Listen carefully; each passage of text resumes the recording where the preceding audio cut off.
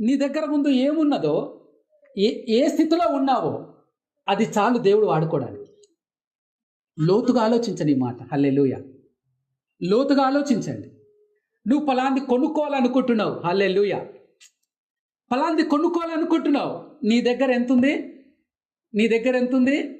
అదే చాలు అంటాడు దేవుడు. ఎప్పుడు తెలుసా? నువ్వు లోతుకు నడువు, నీ దగ్గర ఉన్నది చాలు, నేను నిన్ను వాడుకుంటా. నీ దగ్గర ఉన్నది చాలు, నీ జీవితాన్ని మారుస్తా. ఎన్ని రోజులు నువ్వు చేపలు పడుతూ బతుకుతున్నావు? నువ్వు శ్రేష్టమైనది నేను చేయబోతున్నాను. ఏంటి తెలుసా? యోహాను యాకోబులు వినండి, మనుషులు పట్టే జాలర్లుగా మిమ్మల్ని చేయబోతున్నాను. అంతవరకు ఎలా ఉన్నారు? ఏదో చేపలు కంపు కొట్టుకుంటూ వ్యాపారం చేసుకుంటూ ఉన్నారు. ఎప్పుడు మనకు దేవుడు పని అప్పచెప్తాడంటే, లోతులోకి నడవడానికి మనం ఇష్టపడితే, లోబడటానికి ఇష్టపడితే, ఆయనకు నమ్మకస్తులుగా జీవించడానికి ఇష్టపడితే